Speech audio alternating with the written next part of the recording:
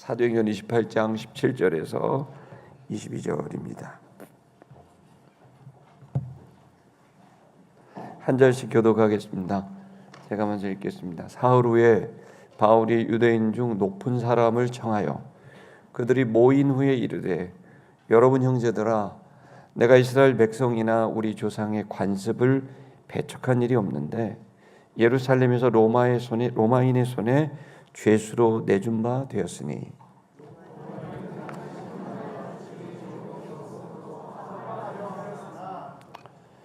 유대인들이 반대하기로 내가 마지못해 가이사에게 상소하며 내 민족을 고발하려는 것이 아니니라.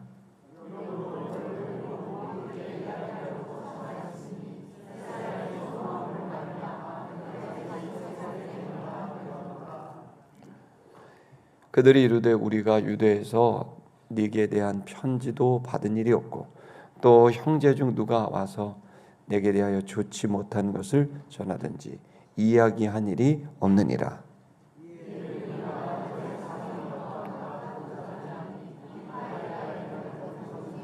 반대를 받는 줄 알기 때문이었더라. 아멘. 오늘의 주제는 진리를 추구하는 자의 노력입니다. 사도행전을 이제 점점 마무리해 가면서 하나님의 아들들 또 교회는 그 어떠한 모습이어야 되는지 또 어떠한 자세와 태도로 가야 되는지를 계속 우리에게 점검하고 있습니다. 여러분이 읽으신 이 본문은 진리를 전하고자 애썼던 그 바울, 이 복음을 전하고자 애썼던 이 바울이 어떠한 노력으로 계속해서 이 복음을 그 가치를 손상시키지 않고 그 의미를 손상시키지 않고 그는 얼마나만큼 노력을 하면서 이 복음을 로마에 있는 사람들에게 전달하는지 그 노력들이 담겨져 있는 내용입니다. 이 바울은 진리를 깨달았습니다. 이 진리라는 것이 그렇죠. 온 우주 또 그 속에 존재하는 만물들 그리고 그 만물을 대변하는 인간 그리고 그 인간 안에 있는 내면 이 모든 것을 다 통틀어서 그것에 대한 그 본질 그것을 움직이는 것이 가장 생명력 있고 그것이 가장 풍성해질 수 있는 가장 그 맞는 변함없는 그 원리 그게 바로 진리거든요. 그 힘이 바로 진리거든요. 그 주장이 바로 진리거든요. 이 진리에 대해서는 우리는 지금 확신을 갖고 있습니다. 그건 다른 게 아니라 이 진리는 바로 모든 것을 창조하신 하나님에게 모든 우주가 연결되어 있고 일치되어야만 그 존재가 빛나고 또 그 존재가 행복할 수 있다는 겁니다. 심지어는 자연도 그렇고 그리고 또 우리가 있는 모든 동식물들뿐만 아니라 인간도 결국은 하나님하고 일치가 되고 연결됐을 때 그 존재가 빛나고 또 그 존재는 아름다운 그런 일들을 만들어낼 수 있다는 거죠. 무엇보다도 인간도 하나님과 여호와 하나님과 신과 일치가 되고 하나가 되어야 된다는 거죠. 그래야 그 인간은 빛나고 그 인간은 인간답게 살고 그 인간을 통해 많은 사람들이 생명과 풍성함을 얻게 된다는 거죠. 그 신과 일치되어야 된다. 그런데 이 신과 일치되어야 된다는 것을 유대교도들은 알아서 그들은 율법을 지키고 헌금을 하고 노력을 하고 이런 것들을 통해 신과 하나가 되기를 원하고 제사를 드리며 또 그리고 자신을 헌신하겠다고 헌신을 드리지만 그러나 거기에는 뭔가 모르는 한계, 뭔가 퍼즐 하나가 빠진 것 같은 그것에 대한 그 찜찜함이 그 진리를 추구하는 자들에게 있었는데 그런데 바울은 이걸 깨달았어요. 그 마지막 퍼즐이 뭐냐? 바로 구원자, 예수라는 겁니다. 그 신과 어떻게 인간이 연결되냐? 바로 예수를 통해서 그 구원자를 통해 신과 우리가 하나가 되고 일치될 수 있게 되는 그 문제를 인간의 노력이 한계가 있는데 그 한계를 완전히 뛰어넘는 완벽하게 신과 인간이 하나가 되는 하나님과 인간이 하나가 되는, 여호와와 우리 인간이 하나가 되는 이 길이, 이 진리가 완성되는데 그 마지막 진리의 완성의 퍼즐이 바로 예수라는 겁니다. 그 예수 때문에 진리가 완성이 돼서 모든 만물은 주와 화해하게 되고 모든 만유 그리고 사람들은 이제 하나님과 하나가 되고 화해할 수 있는, 통일되는 길이 열렸다는 겁니다.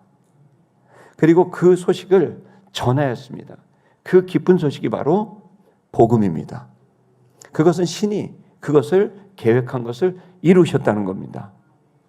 그 신은 그것을 이루기 위해 구원자를 보냈고 자기의 유일한 독생자를 보냈고 또 예수 그리스도는 그 보내심을 받아 인류가 가지는 하나님 앞에 온전히 설 수 없는 그 죄의 문제, 그 불완전한 문제를 본인 스스로 다 담아서 그 죄값을 다 치르는 행동을 하셨다는 것이고, 그리고 이제 이 모든 건 끝났다, 다 값을 치렀다, 이제 그 예수를 믿기만 하면, 그 예수 그리스도를 인격적으로 하나로 붙들기만 한다면, 그 믿음을 갖는다고 한다면 그는 예수 때문에 구원을 얻게 되고 진리를 누리게 된다는 것입니다.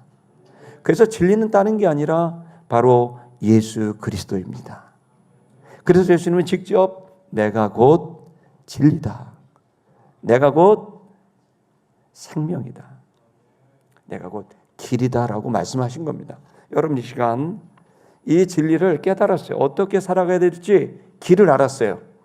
아, 예수와 함께 살면 되는구나, 예수를 순종하면 되는구나, 예수를 믿을 때 나의 모든 미래는 완벽하게 구원에 이르게 되는구나, 또 그 예수가 지금 현재 나에게 깨달음을 얻게 하고 살아갈 수 있는 힘도 주는구나, 예수가 바로 진리였구나. 여러분 이 예수를 진리로 믿는 이것을 깨달은 바울은 이 진리를 모든 사람이 알게 되기를 원했어요. 그래서 여러분 운명처럼 그에게 차가운 이 복음 예수를, 그는 이제 모든 로마에 있는 사람들이 다 예수 믿고 구원받기를 바랬죠. 이 진리에 이르기를 바랬고 그 진리대로 살아갔을 때 그들이 누리게 될 구원의 감격은 말로 형용할 수 없었던 겁니다. 바울은 그걸 체험했어요. 그것이 골방에서만 있었던 게 아니라 자신의 삶의 현장에서도, 수많은 사람들과의 만남에서도, 자신의 내면에, 그 내면에 있는 그 비밀의 정원과 같은 자신의 인격 안에서도 예수가 있을 때 내 내면은 바뀌었고, 예수가 있을 때 모든 사람과의 관계가 바뀌었고, 예수가 있을 때 신과의 두려움의 관계가 아니라 감사의 관계, 또 찬양과 경배와 예배의 관계로 완전히 바뀌어지게 되는 걸 바울은 체험한 거예요. 이처럼 똑똑한 바울이 진리를 깨닫게 되니까 이 진리를 어떻게 하든 이 복음을 전하고 싶었던 겁니다. 그래서 바울은 자신의 삶을 이 진리를 전하는데 완전히 헌신하게 되죠. 그러나 문제가 됩니다. 바울이 아무리 이 진리를 깨닫고 전하려고 해도 사람들이 들으려 하지 않고 선입견을 갖고 고정관념을 갖고 기독교에 대한, 예수에 대한, 또 기독교인들에 대한 편견을 가지게 되니까 아무리 전하려고 해봐야 그들이 들으려 하지 않게 됐고, 그래서 바울은 그러한 상황에서도 끝까지 그 길을 감당해낼 수 있었어요. 결국 이 본문을 보면, 사도행전을 보면 그 진리를 깨달은 자, 그리고 그 진리를 추구하는 자, 복음을 전하는 이 바울 한 사람이 어떻게 한 인간으로서 노력하고 애쓰고 몸부림쳤느냐, 그 내용이 또 사도행전이라는 생각이 듭니다. 여러분 진리를 얻으면 어떨까요? 여러분 진리를 깨닫고 얻게 된다는 것은 우리들에게 엄청난 변화를 줍니다. 여러분 만약에 이 진리가 있어요. 이 진리는 어떤 사람들이 주장하는 어떤 것들이 아닌 변함없는 모든 시대의 모든 사람들에게 적용되는 사람이 살아야 될 도리고, 그 사람이 존재해야 될 존재 방식이고 생활 방식이거든요. 근데 이건 2000년 전, 4000년 전 사람뿐만 아니라 현대인에게도, 아니 앞으로 22세기, 23세기의 사람에게도 다 적용되는 그러한 그 원리입니다. 여러분 이것을 알게 되면 이건 마치 뭐와 같냐면 진리는 수많은 우리가 예를 들어서 어떤 길을 가는 데 있어서 도대체 아마존 숲을 건너가야 되는데, 여러분 그 아마존 숲을 건너가야 되는데 여러분 한 번도 가보지 않았어요. 그럼 어떻게 건너가시겠어요? 아마도 수많은 내 감각들을 동원해서 이게 길인가 저게 길인가 하면서 막 찾아 나서겠죠. 진리는 뭐와 같으냐면 바로 그 지름길을 우리에게 말해주는 게, 그게 바로 진리인 겁니다. 그 길을 아는 사람과 그 도달할 수 있는 길을 아는 것과 모르는 것은 삶의 전혀 다른 방식이 되는 거예요. 이 아마존과 같은 현실을 어떻게 넘어가겠나? 그럼 이 소리 저 소리 듣고 자기 혼자 길을 찾고 뭐 나무의 방향도 찾고 강의 흐름도 찾고 태양도 찾고 해보지만 그때마다 모든 벌어지는 일은 스트레스고 모든 벌어지는 일들은 불안하게 되는 요소가 되는 거죠. 인생이 그래요. 한 번도 가보지 못한 인생이에요. 여러분 오늘 2025년도 10월을 살고 있는데 여러분이 지금 이 나이를 살고 있는데 여러분은 한 번도 이 길을 걸어가 본 적이 없는 거죠. 자, 그럼 이걸 어떻게 걸어가시겠습니까? 여러분에게 필요한 것은 진리입니다. 그 진리가 뭐냐고 했을 때 많은 사람들은 진리를 추구하고 깨달아가는 거라고 생각하지만 우리는 진리를 확신하고 있습니다. 오늘 이 진리는 그래서 우리들에게 뭘 주느냐? 저는 여러분들과 제가 이 진리를 깨닫게 되면 어떤 상황이 와도 길을 알기 때문에, 가야 될 방법을 알기 때문에, 방향을 알고 방법을 알기 때문에 이 진리를 알면 어떤 상황이 와도 흔들리지 않고 중심을 잡게 되고 불안해하지 않고 담대하게 되고, 그래서 흔들리지 않는 거기로부터 나오는 평온과 여유가 생깁니다. 진리가 여러분 저와 여러분의 마음을 평온하게 만듭니다. 아무리 뭐 나라가 어떻게 되고 뭐가 어떻게 되고 여러분 그런 속에서도 중심을 잡게 되고, 그리고 그 속에 평온을 느끼게 되고, 그리고 오히려 여유를 갖게 되는 거예요. 여러분 진리를 알게 되면요, 그렇기 때문에 진리는 다른 길을 찾을 필요가 없어요. 이 길이 딱 정해진 거예요. 아, 이게 진리구나, 이렇게 살아가야 되는 거구나, 이런 방식으로 예수님을 통해서 하나님과 일치가 됐을 때 우리의 모든 삶의 영역에서 하는 모든 상황에서 내가 예수를 통하여 답을 얻어가면 되는구나 라고 하는, 예수가 진리구나 라는 걸 깨달았을 때 삶은 단순해져요. 명료해야 돼요. 그래서 단순하고 명료하니까 힘이 있어요. 복잡하지 않아요. 여러분이 단순하고 명료한 진리를 알게 되니까 사람들은 힘있고 단단하고 꼿꼿하게 살 수 있는, 평온하며 단단하게 살 수 있어요. 더더군다나 이 진리를 알고 또 길을 알게 되니까 어떻게 돼요? 살아가는 법을 알게 되니까 뭐 어디에 얽매일 필요가 없어요. 뭐 나한테 돈이 나를 흔들어 놓을 수도 없고 사람이 나를 흔들어 놓을 수도 없고 어디에도 얽매이지 않아요. 그러면서도 책임을 다하는, 여러분 그 자유가 임하니까 마음이 은근히 기뻐요.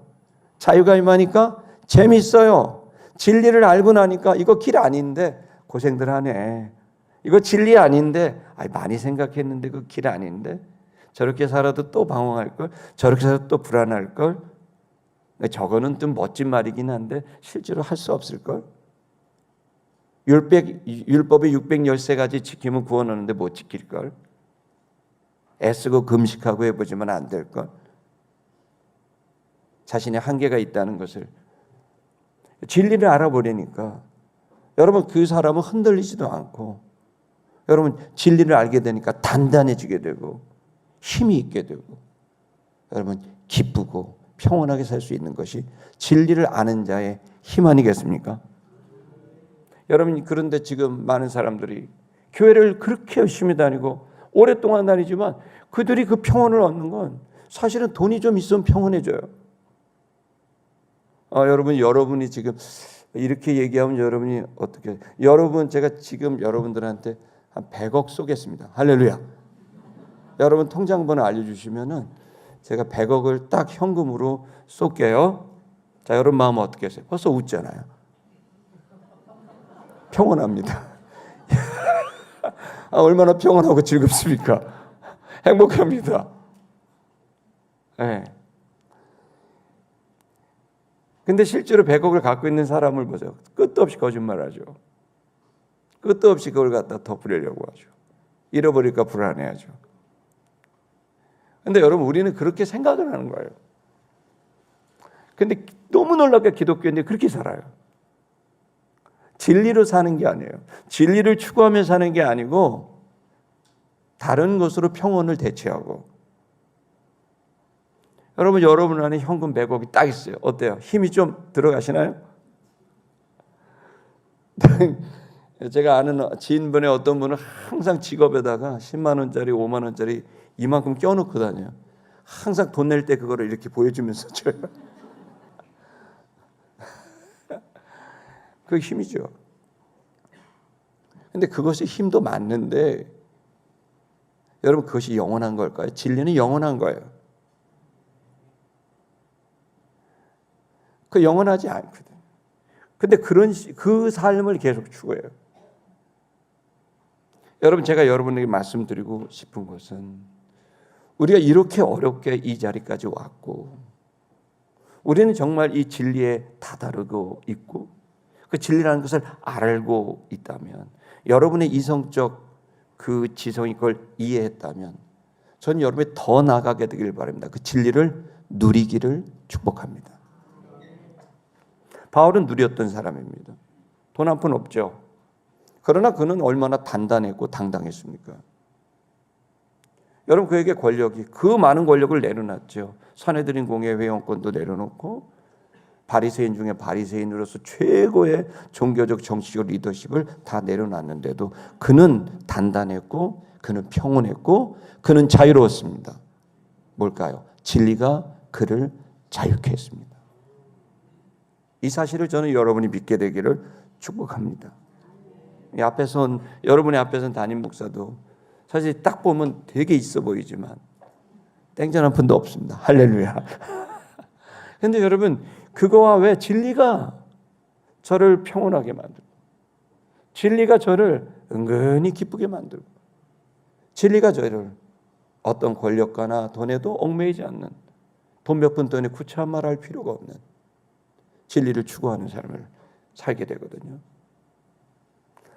여러분, 이 시간 이 진리는 모든 사람에게 전파돼야 됩니다.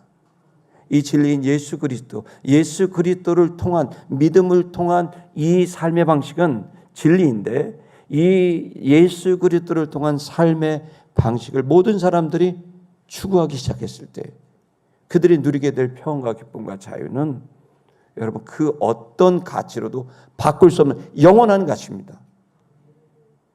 여러분, 영원한 평안이라고 한다면 믿으시겠습니까? 영원한 기쁨이라고 말한다면 믿으시겠습니까? 영원한 자유라고 말한다면 믿으시겠습니까? 그래서 이 진리를 깨달은 사람은 아프고 망하고 그래도 그때는 좀 힘들고 그러는데 꼿꼿하게 중심을 잡아요. 어떻게 이렇게 평온해요? 기뻐요? 심지어는 죽음 앞에 있는데도 여러분, 놀랍습니다. 기쁘답니다. 예수님이 십자가에 달리시기 직전에 여러분, 바로 전날 밤입니다. 제자들 앞에 두고 내가 이것을 너에게 말하는 것은 내 안에 있는 기쁨이 너희 안에도 충만하게 하련다. 예수님이 기쁘시대요. 죽음을 앞에 두는데 말이 돼요. 고통스럽지 않다는 얘기가 아니에요. 기쁘다는 거예요. 평안을 너에게 주노라. 나의 평안을 너에게 주노라. 십자가를 아프신 분이 자기 평안하대요. 편안하다고 안 하셨고 평안하다 하셨어요. 몸은 비록 불편하고 고통스러운데 영혼은 평온하다는 거예요. 여러분, 하나님은 영이십니다. 그리고 여러분들도 영입니다. 여러분 지금 몸이라고 생각할지 모르겠지만 여러분의 육신의 부모는 여러분의 몸을 줬습니다. 감사한 일이죠. 이 몸이 얼마나 귀합니까? 여러분, 이 몸이 귀한 이유는 몸속에 영원한 존재가 있기 때문에. 육은 영원하지 않아요. 죄송한데 여러분, 영원하지 않아요. 여러분 서로 보지 마세요. 잘 보지 마시고 거울을 한번 보시면 여러분이 옛년 10년 20년 전 사진 보면 내 몸이 영원하지 않구나. 영원하지 않는 거가 여러분 아니에요. 영원한 게 여러분이에요. 여러분에는 인격과 영혼이 있어요. 그 인격과 영혼은 늙지도 않아요. 여러분 그 영혼이 평안할 때 여러분은 정말 행복한 거예요. 그 영혼이 기쁠 때, 그럴 때 여러분 행복한 거고요. 여러분 이 그 예수 그리스도의 죽으심과 부활, 그분의 대가로 말미암아 영이신 하나님과 여러분의 영이 하나가 됐습니다. 그 영의 여러분 이 진리, 이 영원한 영의 자유, 영원한 영의 기쁨과 영원한 영의 평온이 여러분 누려질 수 있는 여러분의 하루하루의 시간이 되기를 축복합니다. 자, 이걸 전하고 싶었어요. 너무 감격스러워서. 자, 우리 한번 바울은 어떤 노력을 그 전하기 위해서 노력을 했는지 한번 볼까요? 우리 17절을 우리 한번 보겠습니다. 저기 원전 노트로 보겠습니다. 네, 그것이 원문을 보시면 17절은 그것이 되었다. 사흘 후가 되었다. 기노마이 되어지게 됐다. 여러분 바울은요 본인이 하고 싶을 때 하지 않아요. 그 때가 되면 해요. 이 말은 다른 말로 말하면 우리 지난주에 설교로 말한다면 주님이 인도하시는 그 주님의 그 시간표에 자기를 맞추는 거예요. 나의 시간표에 맞추는 게 아니라 주님의 시간표에 맞추는 거죠. 이것이 바로 진리를 추구하는 자의 노력이에요. 우리는 하고 싶을 때가 있어요. 여러분 그런데 주님의 시간표가 있어요. 아 목사님 그걸 어떻게 알아요? 주님의 시간표를. 왜 몰라요? 알죠. 여러분 그렇기 때문에 경건이 중요한 거예요. 여러분의 영과 영이신 하나님과 교제가 필요한 거예요. 그리고 그것은 영으로만 있지 않아요. 반드시 인격과 삶 속에 나타나고 증거가 나타나서 그 때가 되었음을 확인시켜줘요. 진리를 추구하게 되면 보이지 않지만 그 진리를 추구하게 되면 그 진리라는 렌즈로 삶이 보이고 내면이 보이고 생각이 보이고 스크린이 이렇게 보여요. 그러면 거기서 어떻게 진리와 일치되는 지점이 나와요. 그러면 이 진리라고 하는 것과 그리고 삶에 벌어지는 것이 일치가 됐을 때 우리는 확인할 수 있어요. 아, 때가 됐구나. 여러분 이 진리를 추구하는 삶의 노력과 이 번거로운 이 작업은 느린 작업 같고 까다로운 작업 같고 좀 바보스럽기도 하고 정말이야 의심스러울 수도 있지만 이 진리를 추구해 나가면서 자신의 내면을 살피고 진리를 추구하며 자신의 삶에 또 그리고 또 관계의 사람들의 사건의 그 지점을 바라보는 렌즈를 열면 주님의 시간이 보여요. 때가 됐구나. 여러분 바울은 그래서 이 장면에 로마에 도착했어요. 자, 로마에 도착해서 제일 먼저 하고 싶은 일이 뭘까요? 여러분 로마에 도착해서 제일 먼저 하고 싶은 일은 딴 거 아니에요. 여러분 보고 싶지 않겠어요? 로마 교회 성도들? 근데 바울이 선택한 건 뭐예요? 로마 교회 성도들이 아니야. 사흘이 됐어요. 하루 이틀 사흘. 뭐 했을까요? 바울은 반드시 주님 앞에 나아가 기도했을 거예요. 주님, 로마에 왔어요. 그렇게 어렵게 왔어요. 여러분 거기에서 바울은 첫 번째 사람들을 초대합니다. 그게 누구냐면 가장 자기를 괴롭혔던 유대인들입니다. 유대인들이 어땠나요? 우리 사도행전 그동안 봤죠? 가는 곳곳마다 모함하고 공격하고 바울의 모든 일을 방해합니다. 자 보십시오. 여기 원전 노트를 보니까 성경을 보니까 유대인들의 높은 사람들을 그는 청했다. 초청한 거예요. 내가 하고 싶은 사람이 아니에요. 주님이 하고 싶은 일이겠죠. 진리가 나에게 말해주는 사람이겠죠. 그는 진리를 추구하다가 사람을 봤어요. 나를 위로하고 격려하는 로마 교인이 아니라 나를 그렇게 오해하고 공격한 바로 유대인들, 그 유대의 지도자들을 봤고 그들과 만나야겠다. 이것을 결정한 거죠. 여러분 진리를 추구하는 자는 여러분 그리스도 예수와 함께 우리의 자아를 다 내려놨고 이제 주권을 주님께 맡긴 자들입니다. 아멘입니까? 네, 그래서 이제 계속하죠. 다음 구절 넘겨주세요. 그가 모인 후에 그들에게 말을 했습니다. 여러분 형제들이여, 이렇게 얘기했죠. 유대인들이 사실 뭐 형제들입니까? 계속 괴롭히는데. 그런데 바울은 끝까지 유대인을 포기 안 해요. 여러분, 기독교를 공격하고 모함하고 정말 기독교를 짓밟는 사람들이 있죠. 그건 언제나 있어 왔어요. 여러분, 그들 한 사람 한 사람들은 귀하고 귀한 주님이 우리에게 맡기신 영혼이라는 걸 잊어서는 안 됩니다. 미운 거 미운 거고 진리로 추구하셔야 돼요. 복음으로 추구하셔야 돼요. 그리고 복음이란 렌즈로 사람들을 보면 이해가 돼요. 온정이 생겨요. 사랑해야 되겠다는 마음이 생겨요. 진리라는 렌즈와 복음이라는 렌즈가 없으면, 예수라는 렌즈가 없으면 여러분, 우리는 세상 사람과 똑같아요. 개싸움하는 거예요, 삶이. 인생 뭐 있냐? 어떻게든 얻자. 니체가 뭐라 그랬어요? 니체는 인간을 유지하는 가장 큰 에너지가 권력욕이라고 그랬어요. 그 권력욕 때문에 인간은 산다, 이렇게 얘기를 했어요. 여러분, 그래서 진리를 외치게 되면은 사람들은 계속 공격을 해요. 유대인들처럼 오해를 해요. 진리를 외치면 하나님을 모르는 사람들은 기본적으로 어떤 사고방식을 갖냐면 진리를 외쳐서 진리를 주장했어. 그럼 뭐가 되죠? 다른 것들은 비진리가 되죠. 그래서 진리를 주장하고 진실을 주장하는 사람들은 어떤 사람들이라고 생각하냐면 다른 비진리를 제압해서 자기 뜻대로 만들려고 하는 권력욕이 있는 사람들이 주로 쓰는 말이 진리와 진실이라는 말이라고 관찰한 거예요. 그리고 그 어느 집단보다도 진리와 진실을 강조하는 데가 교회예요.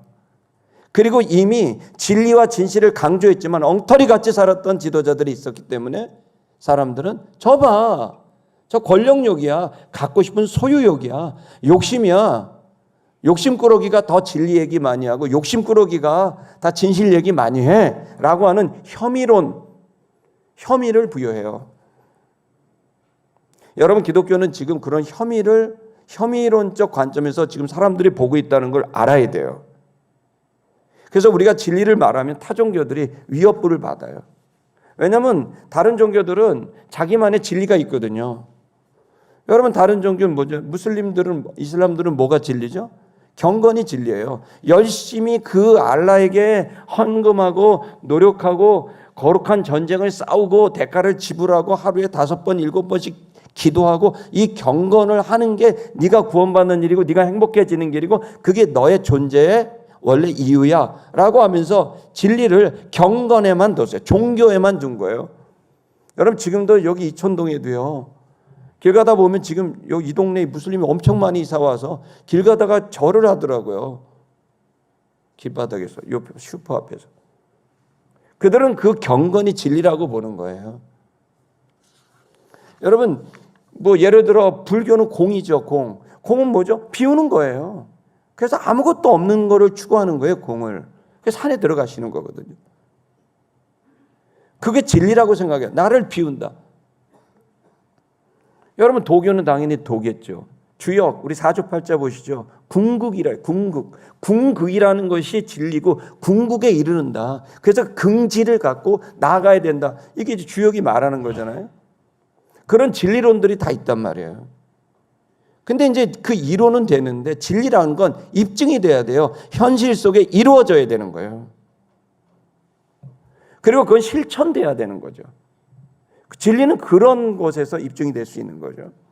어쨌든 지금 바울은 이러한 유대인들의 혐의, 기독교 이상한 거야, 저 기독교 지도자들 욕심쟁이야, 이단이야, 사입이야, 이런 그들만의 고정관념과 편견, 고정 선입견들이 있었고 그 속에서 바울은 평생을 살았어요. 그래서 바울은 너무 답답한 거예요. 이 진리를 전하고 싶은데, 알기만 한다면, 이 진리를 알기만 한다면, 복음을 받아들이기만 한다면 이 사람들은 진정한 인간으로서, 그리고 그 내면과 삶과 관계와 그 인생 전체가, 아니 영원히 인간으로서 참된 존재로 살아갈 수 있을 텐데, 이 진리, 이 예수를 왜 그리스도로, 구원자로, 메시아로 왜 사람들은 믿지 않을까? 이걸 전하고 싶었던 거예요. 예수를. 자, 여러분, 그런데 그걸 늘 의심하고 있는 유대 지도자들은 늘 바울이 가는 곳마다 저 욕심꾸러기야, 저 이단이야, 그러면서 끝도 없이 모함하고 폭언하고 폭행하고, 여러분 죽을 뻔을 몇 번 합니까? 매를 몇 번이나 맞았습니까? 그러나 여러분, 이 진리를 추구하는 바울은 흔들리지 않았죠. 그는 그의 진리의 길을 걸어갈 수 있었고 참된 자유자의 삶을 살아가게 된 거죠. 그러나 나만 자유를 얻고 나만 구원을 얻는 것에서 만족하지 않고 주님 주신 사명, 그 사명이 있었기 때문에 저 사람들에게 이 진리를 전해야 되겠다라는 그런 간절한 마음이 있는 거죠. 여러분, 이 시간에 여러분 두 가지입니다. 여러분이 그 진리를 누릴 수 있기를 축복합니다. 또한 여러분이 그 진리를 전할 수 있기를 축복합니다. 근데 거기엔 노력이 필요합니다. 기독교인은 구원은 거저 얻습니다. 믿기만 하면 얻습니다. 할렐루야. 그러나 여러분, 제자가 되는 거, 하나님의 아들로 완성되는 건 노력이 필요합니다. 그 노력이 없이 저절로 주어지지 않습니다. 바울은 사명을 감당하는 거 노력이 필요합니다. 헌신이 필요합니다. 바울은 그렇게 그 진리를 전하는 삶을 계속 추구해 갑니다. 그 다음 구절 우리 좀 보면, 그러면서 형제들이 얘기한 다음에 다시 전으로, 그러면서 얘기합니다. 그 사람들 첫 총회 때 왔어요. 그 사람들 얘기합니다. 나는 이스라엘이나 우리 조상들의 관습을 배격한 일이 없다. 설명합니다. 바울은 짐작한 거, 이들도 내가 이상한 사람, 율법을 반역하고 여호와 하나님을 공격하는 자로 알겠지, 그런 짐작을 갖고 설명합니다. 나는 유대 율법을, 나는 그 관습을 배척한 적이 없습니다. 그리고 내가 죄인이 되었는데 나는 로마인의 손에 이제 내어준 바가 돼서 예루살렘에서 이렇게 붙잡히게 됐고, 그리고 그 일로 나는 여기까지 오게 됐습니다 라고 말하면서 자신의 진심을 그 오해하고 있을 거라고 생각하는, 추측한 유대인들한테 설명을 한 거죠. 다음 구절이요. 그러면서 로마인들이 예루살렘에서 날 신문을 했는데, 그런데 죽일 죄를 찾지 못해서 나를 석방하려고 했습니다. 난 사실 여러분이 생각하는 그런 것이 아닙니다라는 걸 이제 재차 말하는 거죠. 19절 보겠습니다. 그러면서 내가 오해가 없었으면 좋겠습니다. 유대인들이요, 내가 내 민족을 고발한 게 아닙니다. 그것은 유대인들이 계속 반대를 했기 때문에 부득이하게 가이사에게 내가 상소하고 재판을 하게 된, 마지못해 한 일입니다 라고 자신의 지금 이제 재판 과정을 이제 설명하고 있는 거죠. 여러분, 우리는 지금 기독교를 오해하고 있는 많은 사람들, 혐의론을 부여하고 있는 그 사람들 앞에 서 있습니다. 자, 이 사람들은 그런 부정적인 생각을 갖고 있는 사람도 있겠고, 어떤 사람들은 아마 그런 생각조차도 없을 겁니다. 그러나 우리는 그냥 그런 사람들이 늘 있어 왔으니 그럴 것이다 라고 생각할 수는 있겠죠. 어쨌든 그렇다고 해서 여러분들, 그 감정적인 적대적 감정에 대한 생각이 여러분을 묶게 해서는 안 됩니다. 그들이 반대를 하던, 공격을 하던, 의심을 하던, 모함을 하던, 그것과 아무 관계없이 여러분들은 여러분의 스탠스를 유지하고 여러분 진리의 근거에서 살아가시면 됩니다. 바울은 그렇게 했습니다. 설명할 건 설명하고, 이해시킬 건 이해시키고, 또 들을 건 듣는, 그 열린 마음을 갖고, 생각을 갖고 그는 그 진리의 길을 계속 추구해 나간 거죠. 20절 보겠습니다. 그러면서 내가 지금 여러분을 청했습니다. 내가 그러다가 너희들을 봤다. 그러다가 봤다는 거예요. 여러분, 이겁니다. 바울의 눈에 진리를 추구하다 보니까, 진리를 추구하다 보면 보이는 게 보입니다. 여러분, 마음에 돈이 가득하면 돈만 보입니다. 웃으셔야 되는데 그럼 더 웃긴 얘기 해줄까요? 마음속에 이제 좀 연애로 가득했다. 그러면 맨 남자만 보입니다.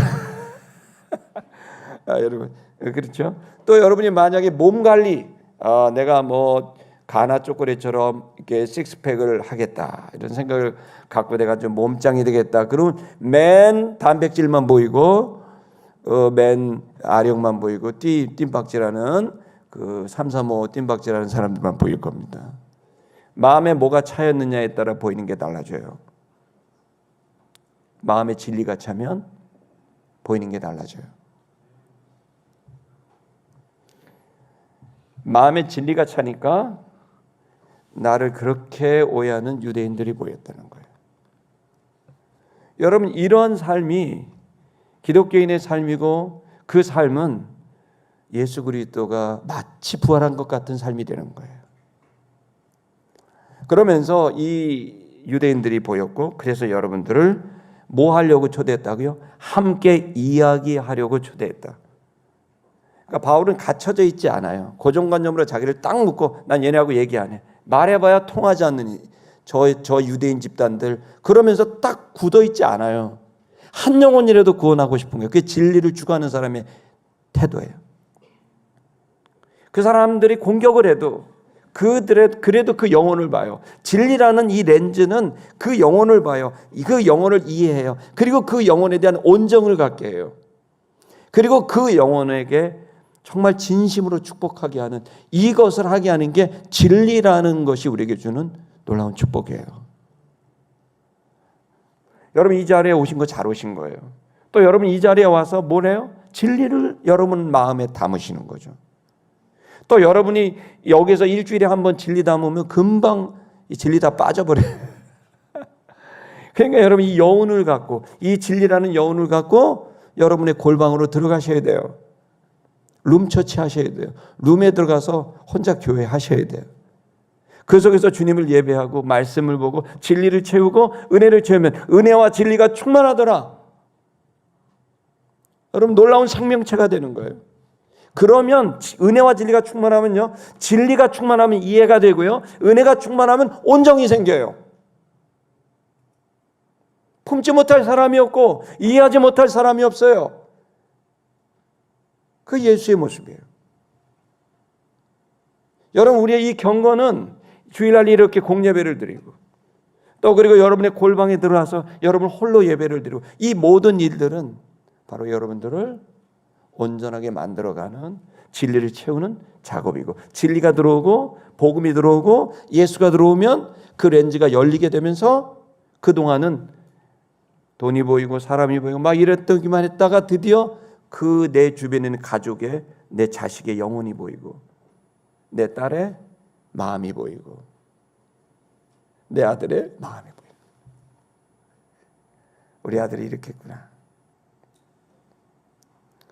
우리 딸이 이렇게 했구나, 우리 아버지가 이렇게 했구나. 그게 뭐예요?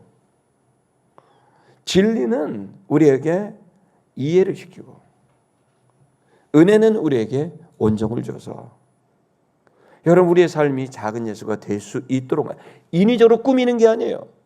예수 삶에 대해서 성경책 막 끌고 다니고 뭐 이렇게 뭐 찬양하고 이런 게 아니에요. 마음이 바뀌어야 돼요. 영혼이 바뀌어야 돼요. 이 바뀔 수 있는 일은 그 속에 은혜와 진리가 채워져야 돼요. 자, 여러분, 그래서 봤다는 거예요. 이 얘기를 하고 싶은 거예요. 그래서 다가가서 이야기를 하는 거죠. 주장하는 게 아니야. 싸움이 아니야. 디베이팅이 아니에요. 이야기하는 거예요. 나를 설명하고 그를 듣는 거죠. 여러분, 이 일이 대한민국에 일어나야 됩니다. 아멘 하십시오. 우리 너무 고정관념에 완전히 내가 딱 저 사람은 저럴 거야 라고 딱 추측하고 그걸 정해버립니다. 그럴 수 없습니다. 진리를 근거해야 되고, 진리로 여러분 그들을 보고 은혜로 그들을 봤을 때 우리는 새로운 나의 가능성, 내 인격 안에는 예수의 잠재력이, 하나님의 신성이 이렇게 여러분의 내면과 삶 속에 나올 겁니다. 그러면서 계속 이야기합니다. 내가 이스라엘의 소망으로 말미암아 쇠사슬에 매인바 됐다. 더 이야기합니다. 이스라엘의 소망. 사도행전 21장 22절. 이게 소망이 뭘까요? 우리 한번 봤지만 여러분 또 잃어버렸을 것 같아서 그냥 한 번 더 보겠습니다. 우리 보겠습니다. 22절 시작. 하나님의 도우심을 받아 내가 오늘까지 서서 높고 낮은 사람 앞에서 증언하는 것은 선지자들과 모세가 반드시 되리라고 말한 것밖에 없으니 선지자들과 모세가 반드시 때리라라고 했다는 거예요. 그게 뭐냐면 선지자들과 모세가 했던 건 메시아가 올 거라는 거예요. 자기 같은 메시아가 올 거예요.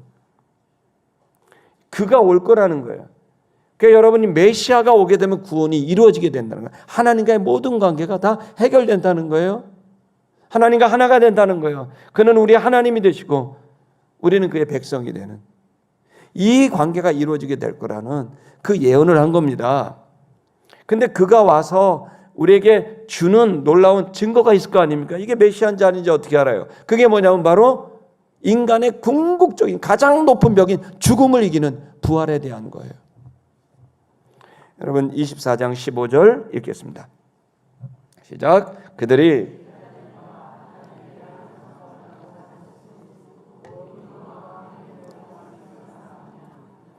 그렇죠. 바울은 이미 설명했어요. 의인과 악인의 부활이 있으리라 이것을 전했죠.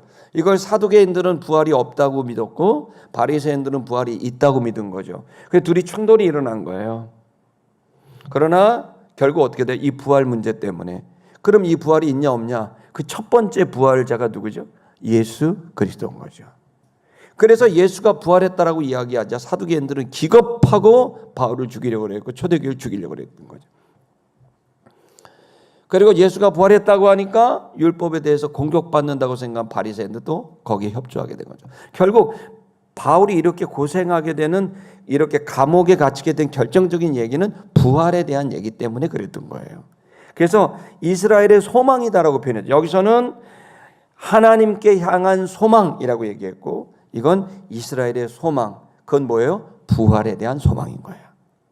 자, 이 부분을 전했다는 거예요. 지금도 여러분 예수가 부활했다 그러면 아멘 하지만 내가 부활한다 그러면 정말 이렇게 생각하는 크리스천도 많은 거죠. 여러분 이 부활에 대한 소망은 사람들이 믿기 어려운 가장 믿기 어려운 여러분 기독교 주장이에요. 그래서 이 문제는 종교적인 문제고 영적인 문제이기 때문에 이 부분은 로마인이 관여하지 않았지만 이 문제가 본인에겐 확신으로 들어왔어요. 실제로 이것은 그냥 떠도는 신화 같은 얘기가 아니라 실제로 부활이 이루어진다. 부활하신 예수를 나는 만났다. 여러분 이 얘기를 했을 때 기독교는 늘 공격받아 옵니다. 지금도 이 문제 때문에 집안에 갈등이 생기고 또 사회에 갈등이 생기고 기독교를 비난하는 이들이 항상 하는 말은 어떻게 죽은 자가 부활할 수 있느냐 이 얘기인 거죠. 어쨌든 바울은 계속 설명합니다. 21절을 보겠습니다. 그들이 그에게 말해. 이 얘기를 듣자 이제 다시 그 28장 21절로 돌아갈게요. 원문으로 들어갈게요. 그러면서 그들이 그에게 21절 말했습니다. 뭐라고 말했냐면 일이 없다. 일이 없었다. 우리가 너에 대한 유대로부터 어떤 소식을 들은 게 없다. 놀라웠습니다. 바울은 아마 유대인들이 가만히 있지 않고 로마에 있는 유대인들한테 바울에 대해서 부정적인 얘기를 전달했을 거라고 짐작하고 있었는데 그런데 그게 아니었어요. 그리고 또 얘기합니다. 어떤 형제가 중에 누가 와서 그 부정적인 얘기 너에 대한 좋지 못한 얘기를 우리에게 들려준 적이 없다. 여러분 이 성령 충만한 사람들이 이렇게 짐작을 하고 실수를 하네요. 그래서 바울은 그렇게 생각한 거예요. 만났죠. 그래서 하나님이 만나라고 하셨던가 봐요. 더 놀라운 얘기는 뭐냐면 그 다음 구절 22절을 보면 이들은 이 바울이 전하는 복음을 진리를 듣고 싶어 하지 않은 게 아니었어요. 뭐라고 말했냐면 우리가 하니 악시오는 갈망한다. 꼭 필요한다. 높은 가치를 두고 있다. 이런 뜻이에요.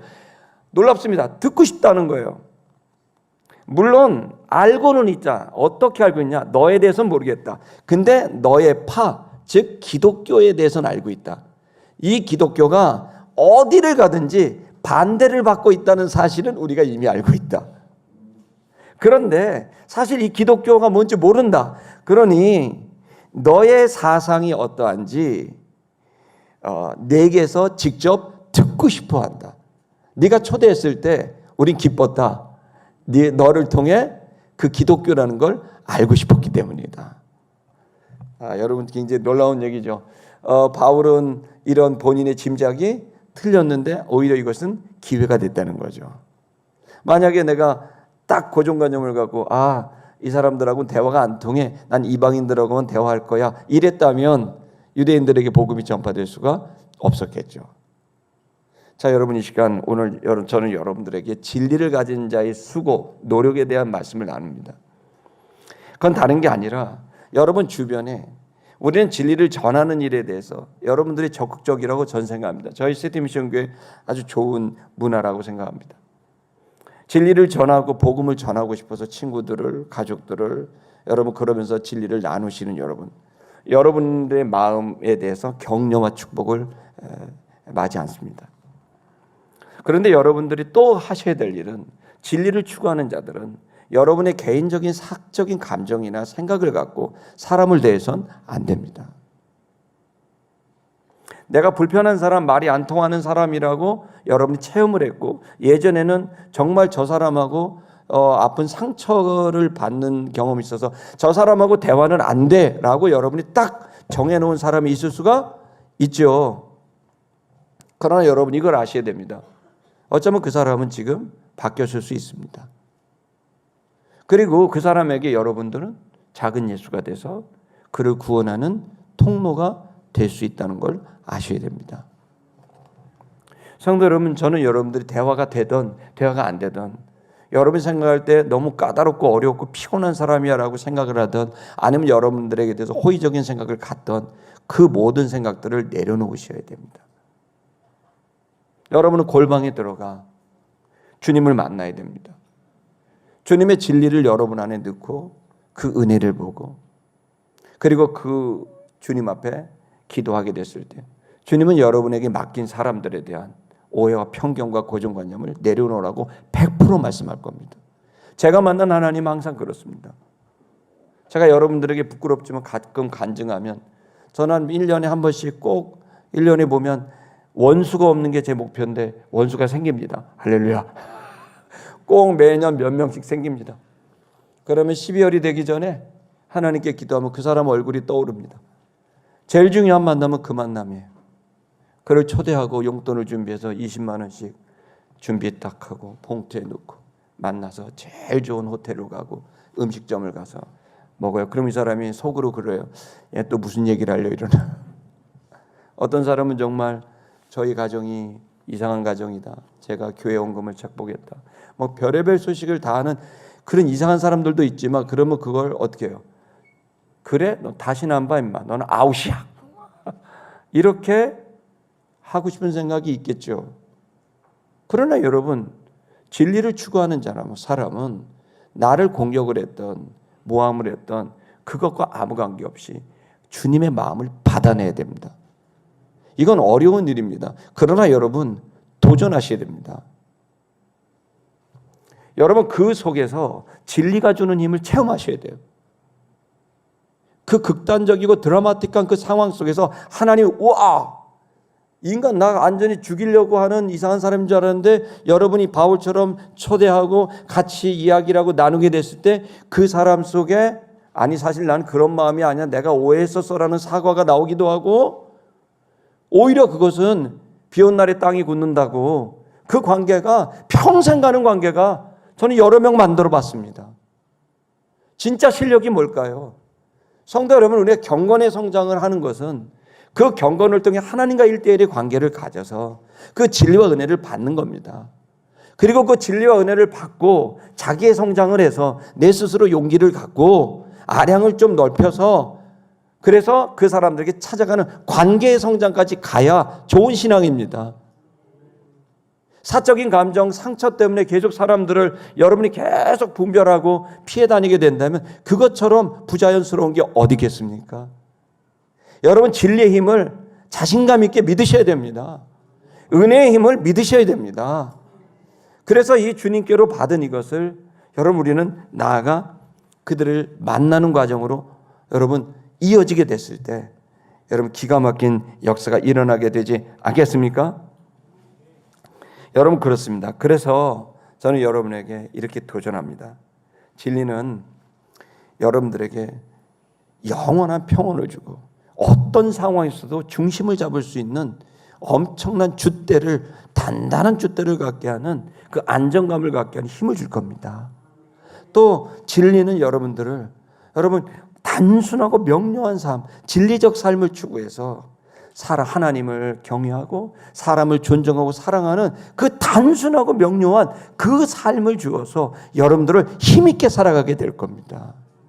더 나아가 진리를 알기에 쓸데없는 것에 돈 낭비하지 않고, 쓸데없는 것에 시간 낭비하지 않고, 쓸데없는 인간관계 여기저기 이 사람 만나고 저 사람 만나고 인정받으려고 하고 사랑한다는 얘기 받으려고 이렇게 방어하지 않게 합니다.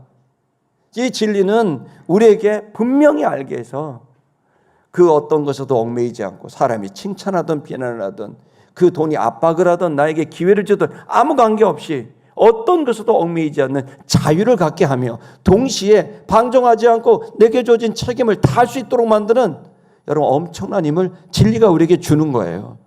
그래서 이것은 영원한 거예요. 이 진리의 열쇠는 바로 예수 그리스도인 거예요. 그 예수 그리스도를 여러분 만나게 되는 경건, 이 경건이 여러분과 저에게 가장 중요한 일이고, 그 경건 다음에 하셔야 될 일은 그 경건을 몸부림치며 기도해서 내가 어떻게든 이 경건으로 깨달은 이 진리를 내가 말하고 살아야 되겠다. 주님 나에게 은혜를 달라고, 주님 내가 흔들리지 않고 진리를 추구해 갈 수 있도록 은혜를 달라고 기도하는 여러분 스스로를 세울 수 있는 귀한 시간이 중요한 겁니다. 기도의 시간이. 그리고 또 여러분 더 용기를 내서 한번 만나보는 거예요. 전화해보는 거예요. 오랜만이다 그러고 왜 했냐? 뭐 냉소적으로 될 수 있어도, 아니 그냥 꼭 보고 싶어서 중요한 일이야. 그렇게 만나. 거기서 냉소적인 그 관계 속에서 아무리 맛있는 걸 주고 아무리 용돈을 줘도 퇴짜 맞을 때도 많아요. 그러면 여러분 생각하셔야 돼요. 내가 다음에 또 기회가 있지 않을까. 그러면서 내 안에 있는 진리로 모든 사람들을 이해하고, 그리고 더 나아가 온정을 갖고, 그리고 그들의 손을 잡아주고, 그들의 현실적 필요, 그리고 현실적 필요 넘어 있는 그들의 영적인 필요, 현실을 살고 있는 그들을 붙잡아주는 거 누가 해야겠습니까? 바울은 이미 자기의 행복은 끝났습니다. 예수로 인하여 행복은 끝났습니다. 충분합니다. 자, 이제 바울이 하고 싶었던 건 바로 그들을 살리고 싶었던 것 아니겠습니까? 여러분, 진리를 추구하는 여러분, 오늘은 무거운 주제입니다. 제가 지난주에 예화를 토끼와 그 거북이를 했더니 성도들이 말씀은 하나도 기억을 안 하고 예화 토끼하고 거북이 얘기만 계속 하더라고요. 굉장히 제가 그래서 예화를 하지 말아야 되겠다 이런 생각을 하게 됐어요. 근데 예화 비스무리한 걸 좀 드릴게요. 이건 뭐 예화라고 하긴 그렇습니다. 기독교 신앙은 여러분이 어릴 때는 내 안에 필요한 말씀과 은혜를 받는 것이 중요합니다. 그것은 너무 중요한 겁니다. 여러분 우리가 나를 인격을 공간이라고 이해합시다. 이렇게 공간이에요. 나를 공간이라고 이해를 해봐요. 그럼 이 안에 공간이 있겠죠. 스페이스를 뭐예요? 말씀과 진리와 은혜로 채우는 것은 너무 중요한 일이죠. 그래 여러분이 감격스럽죠. 평온하고 기쁘고 자유롭죠. 근데 여러분 바울은 거기서 더 나갔습니다. 뭔지 아세요? 주님이라는 십자가의 공간에 자기를 끼워 넣었어요.